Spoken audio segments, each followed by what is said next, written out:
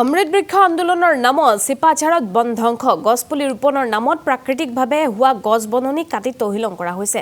খাস সোণাপুৰৰ চৰকাৰী গোচৰণীয়া পথাৰতে চলিছে এই বন ধ্বংস যজ্ঞ।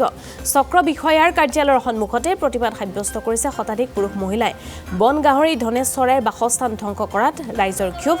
দুই গাঁও প্ৰধানৰ বিৰুদ্ধে পথাৰৰ ভূমি বেদখলত উচতনি দিয়াৰো অভিযোগ উঠিছে। চক্ৰ বিষয়াক অভিযোগ দিয়াৰ পাছতো গুৰুত্ব নিদিয়াৰ অভিযোগ। অমৃত বৃক্ষ আঁচনিৰ গছপুলি ৰোপণৰ সিদ্ধান্ত বাতিল কৰিবলৈ মুখ্যমন্ত্ৰীগৰাকীক আহ্বান জনাইছে ৰাইজে।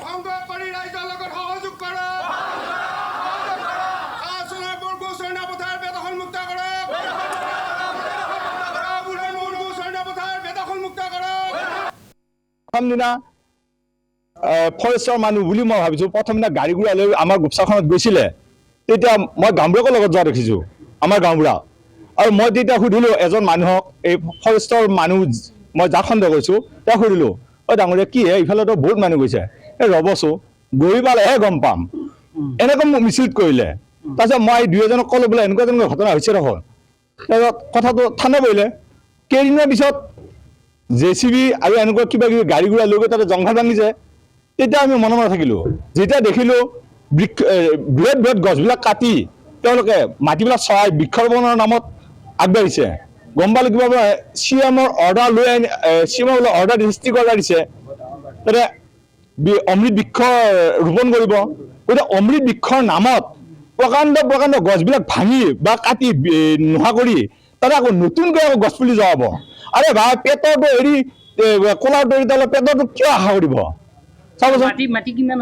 মাটি তাতে আমাৰ 120 বিঘা মানৰ প্লট তাতে তেওঁলোকে 50-45 বিঘা মান দখল কৰিছে। এতিয়া তেওঁলোকে কৈছে খন্তেকীয়া বুলি কৈছে 3 মাহ মানৰ কাৰণে টেম্পৰাৰী হেনো আমাৰ দিছে অৰ্ডাৰ দিছে CMৰ ষ্ট্ৰিক অৰ্ডাৰ পায়।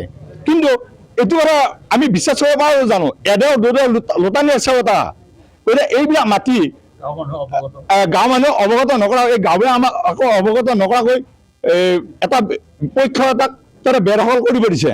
এইটো গছ গছনি নাই তাতে বনৰীয়া গাহৰি বা বিভিন্ন প্ৰজাতিৰ চৰাই আনকি এটা আনন্দৰ বিষয় আছিলে ধনেশপক্ষীও তাতে বাহা লৈছিলে। ধনেশপক্ষী আছিলে সেই ধনেশপক্ষী চাই আমি ভাল পাইছিলোঁ। মোৰ ঘৰতো ধনেশপক্ষী পৰিছিল এটা মোৰ ঘৰত বৃহৎ প্ৰকাণ্ড গছ আছিলগৈ। সেই ধনেশপক্ষী চাই আমি খুব আনন্দিত হৈছিলোঁ। এতিয়া সেইবিলাক বস্তু তাৰ পৰা আঁতৰি বনৰীয়া গাহৰি উৎপাদন এতিয়া গাঁৱৰ মানুহ থাকিব নোৱাৰা হৈছে তাত জংঘল ভাঙি দিয়া হ'ল। সেই ভিজাখন আমি গৰু চৰাই আমাৰ গাঁওখনৰ অঞ্চলটো 80% মানুহে গৰু পুহিয়ে তাতে জীৱিকা নিৰ্বাহ কৰিছিলে। গতিকে এতিয়া আমাৰ যিটো চক্ৰই আমাৰ পেটত আৰু গৰুৰ পেটত লাট মাৰি যিটো এটা ব্যৱস্থা লৈছে আমি আপোনালোকৰ জৰিয়তে CM ছাৰক আমি অনুৰোধ জনাইছোঁ যাতে এইটো আমাৰ বুকতে কোঠাত নামাৰিব।